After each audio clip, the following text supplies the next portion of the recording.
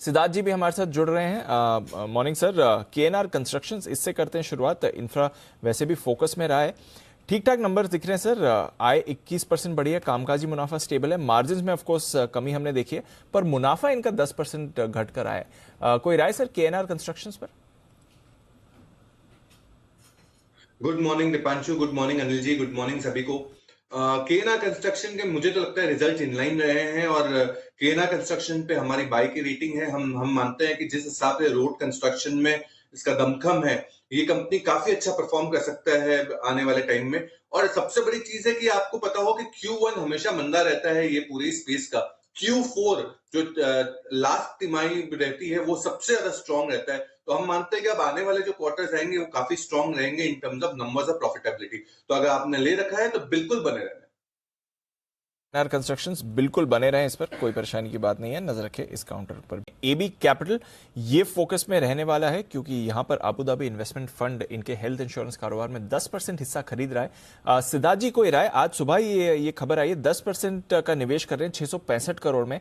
जो पहले खबरें चल रही थी उस हिसाब से थोड़ी कम वैल्यूएशन पर यह डील होती हुई दिख रही है, बट नॉनदलेस 10% की डील इनके हेल्थ इंश्योरेंस कारोबार में अबू धाबी इन्वेस्टमेंट फंड करेगा निवेश। कोई राय सर एबी कैपिटल?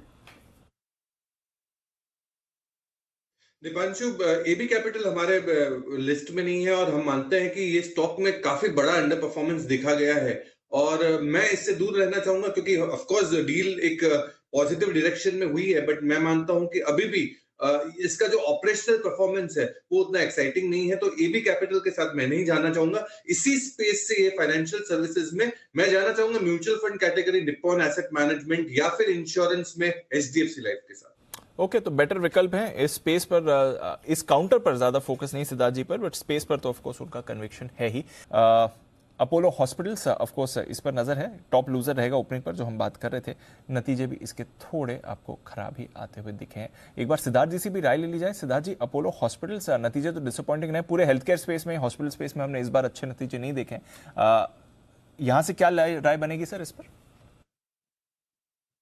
देखिए, निराशाजनक नतीजे थे दीपांशु अपोलो हॉस्पिटल्स के, और जिस हिसाब से इनके फ्यूचर प्लान्स है मैं बहुत ही कंफ्यूज हूँ कि ये फ्यूचर प्लान्स जो एक्स्ट्रा बेड्स ऐड करने के हैं ये किस हिसाब से होंगे, क्योंकि अभी भी ऑपरेशनल परफॉर्मेंस उतने अच्छे नहीं है। यही समूह में आप जैसे सही कह रहे हैं कि पूरे ही समूह में अच्छे नतीजे नहीं आए, बट एक मैं रीजनल स्पेस का स्टॉक है KIMS, Krishna institute of medical sciences. मेरे ख्याल से कल इस मैनेजमेंट के साथ अनिल जी ने इंटरव्यू भी किया था।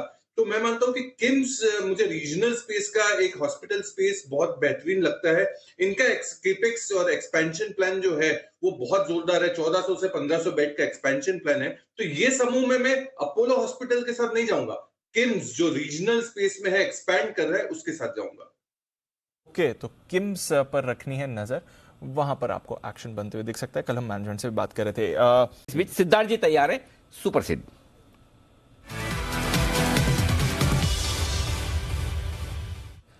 बताएं सर।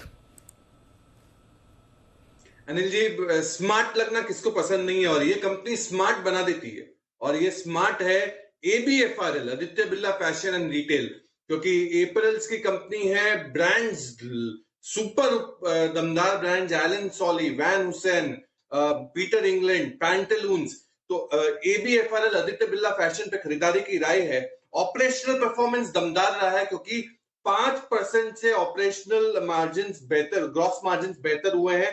करीबन 55% के ग्रॉस मार्जिन दिखे हैं Q1 में।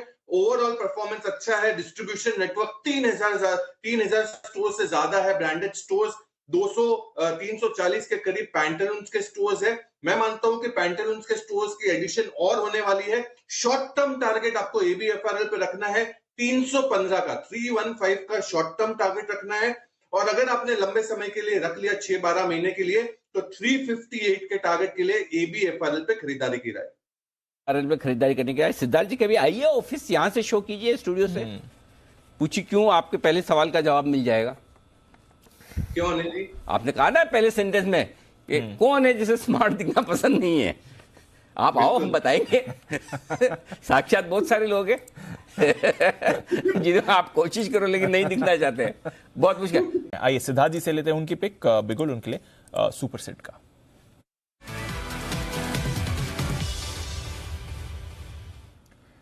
जी सर।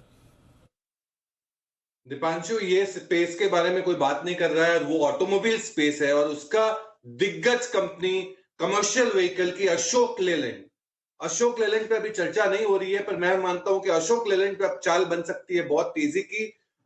शॉर्ट टर्म टारगेट अगर आपको रखना है तो 158 का टारगेट रखना चाहिए अशोक लेलैंड पे, और अगर लंबे समय के लिए रखे टारगेट तो 202 का टारगेट आ सकता है। कमर्शियल व्हीकल का लीडर है। इन द ईवी स्पेस में भी इन्होंने 300 बसेस के ऑर्डर है। साथ ही साथ सीएनजी सेगमेंट और दूसरे जो एनवायरमेंटल फ्रेंडली सेगमेंट है, इसमें भी काफी मजबूत काम कर रही है अशोक लेलैंड।